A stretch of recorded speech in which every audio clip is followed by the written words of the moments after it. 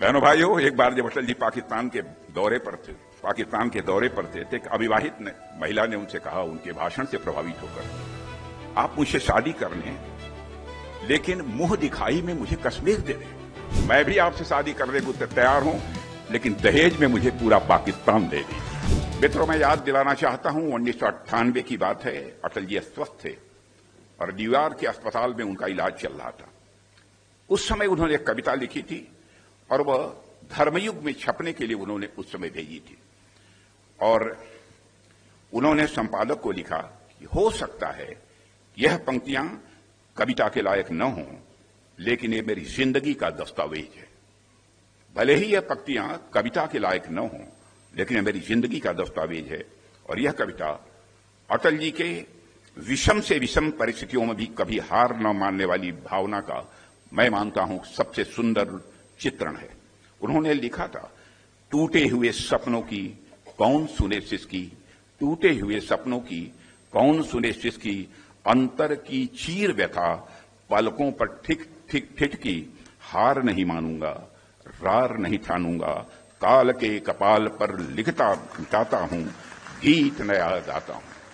एक बार कुछ लोगों ने उन पर आरोप लगाया कि वह बहुत फर्म नहीं है, अटल जी आप बहुत दृढ़ नहीं हैं। तो उन्होंने इस अंदाज में कहा, क्यों आपने कहा?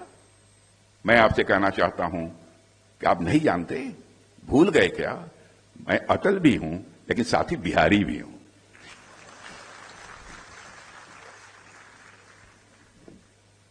प्रत्युत्पन्न मती हमारे अटल बिहारी वाजपेयी थे। आपातकाल के दौरान में उनकी पीठ में जब दर्द हुआ, उस समय वह हिरासत में थे। उन्हें इलाज के लिए एम्स अस्पताल ले जाया गया। डॉक्टर ने पूछा कि दर्द कैसे हुआ, क्या आप कहीं झुक गए थे?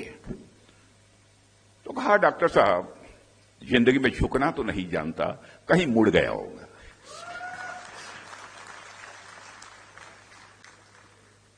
इसी बात से प्रेरित होकर अटल जी ने आपातकाल के विरुद्ध एक कविता लिखी थी कि दांव पर सब कुछ लगा है, दांव पर सब कुछ लगा है, रुक नहीं सकते, टूट सकते हैं मगर हम झुक नहीं सकते।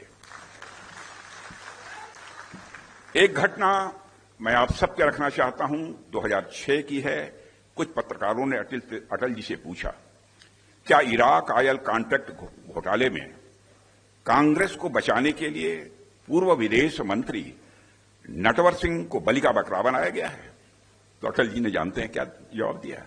ये पूछा लोगों ने, क्या उस पर पर्दा डालने के लिए, उस भ्रष्टाचार पर नटवर सिंह जी को बलि का बकरा बनाया गया था? तो उन्होंने मुस्कुराते हुए जवाब दिया, मैं शाकाहारी हूं।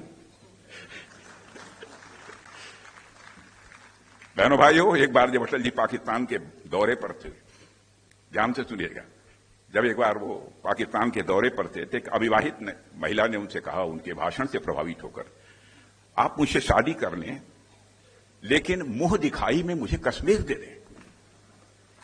तो उन्होंने कहा कि मैडम, मैं भी आपसे शादी करने को तैयार हूं, लेकिन दहेज में मुझे पूरा पाकिस्तान दे दीजिए।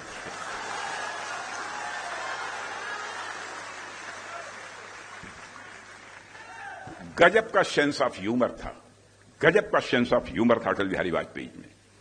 एक बार जब कांग्रेस के नेता श्री वाई चौहान कुछ समय के लिए जनता पार्टी में शामिल हुए और फिर दोबारा जब कांग्रेस में चले गए, तो एक रैली के दौरान अटल जी ने कटाक्ष करते हुए कहा कि हमने चौहान साहब से पूछा कि यह आपने क्या किया? तो उन्होंने उत्तर दिया कि अब हम घर वापस आ गए हैं, तो कोई उनसे पूछे कि तो क्या अब तक वह ससुराल में थे? अटल जी के भाषणों की सबसे अच्छी बात यह थी कि जब वह विरोधियों पर भी हमला करते थे, मेरे बहनों भाइयों, कभी भी मर्यादा का अतिक्रमण नहीं किया। सबसे बड़ी विशेषता वो थी। एक बार हिमाचल के प्रदेश के मुख्यमंत्री वीरभद्र सिंह जी का नाम आपने सुना होगा। हिमाचल प्रदेश में भाषण करने के लिए गए, तो उन्होंने कहा, यहां के मुख्यमंत्री भद्र तो हैं, लेकिन वीर नहीं है। और इतना कहकर सारी बात उन्होंने समाप्त कर दी।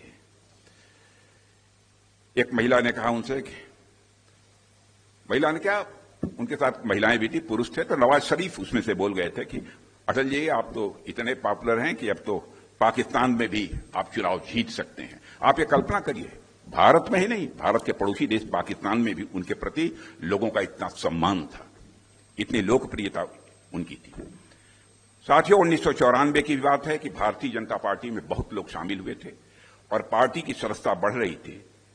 तो इस बात को भी अटल जी ने अपनी काव्य शैली में बड़े अनूठे ढंग से बयान किया था। एक सभा में उन्होंने कहा था, यों बड़री अखिया लखी, यों बड़री अखिया लखी, आंखिन को सुख होत, यानी जैसे सुंदर बड़ी आंखों को देखकर आंखों को सुख और आनंद मिलता है, वैसे ही अपने वंश या परिवार को बढ़ता हुआ देखकर मन को अपार खुशी होती है। और जिस समय यह बात उन्होंने कही थी, मेरे बहनों भाइयों, मैं स्वयं उनके साथ था और हम सब के लिए गर्व का विषय है और यह प्रसन्नता का विषय है कि आज हमारी भाजपा के पहले राष्ट्रीय अध्यक्ष आदरणीय अटल बिहारी वाजपेयी थे। उनके आज हमारी भाजपा वो विश्व की सबसे बड़ी राजनीतिक पार्टी बन गई है। अटल जी ने लिखा है, चीर निशा का वक्ष, चीर निशा का वक्ष पुनः चमकेगा दिनकर, चीर निशा का वक्ष पुनः चमकेगा दिनकर। वे स्वयं भी सूर्य की तरह भारत की राजनीति के क्षितिज पर चमकते रहे और हमेशा वो चमकते रहेंगे, ऐसा मेरा पूरा विश्वास है। मित्रों, मैं याद दिलाना चाहता हूं, 1998 की बात है। अटल जी अस्वस्थ थे और न्यूयॉर्क के अस्पताल में उनका इलाज चल रहा था। उस समय उन्होंने एक कविता लिखी थी और वह धर्मयुग में छपने के लिए उन्होंने उस समय भेजी थी। और उन्होंने संपादक को लिखा कि हो सकता है यह पंक्तियां कविता के लायक न हों, लेकिन ये मेरी जिंदगी का दस्तावेज है। भले ही यह पंक्तियां कविता के लायक न हों, लेकिन यह मेरी जिंदगी का दस्तावेज है। और यह कविता अटल जी के विषम से विषम परिस्थितियों में भी कभी हार न मानने वाली भावना का, मैं मानता हूं, सबसे सुंदर चित्रण है। उन्होंने लिखा था, टूटे हुए सपनों की कौन सुने सिसकी, टूटे हुए सपनों की कौन सुने सिसकी, अंतर की चीर व्यथा पलकों पर ठिक ठिक ठिठकी, हार नहीं मानूंगा, रार नहीं ठानूंगा, काल के कपाल पर लिखता गाता हूं, गीत नया गाता हूं। एक बार कुछ लोगों ने उन पर आरोप लगाया कि वह बहुत फर्म नहीं है, अटल जी आप बहुत दृढ़ नहीं हैं। तो उन्होंने इस अंदाज में कहा, क्यों आपने कहा? मैं आपसे कहना चाहता हूं कि आप नहीं जानते, भूल गए क्या, मैं अटल भी हूं लेकिन साथ ही बिहारी भी हूं।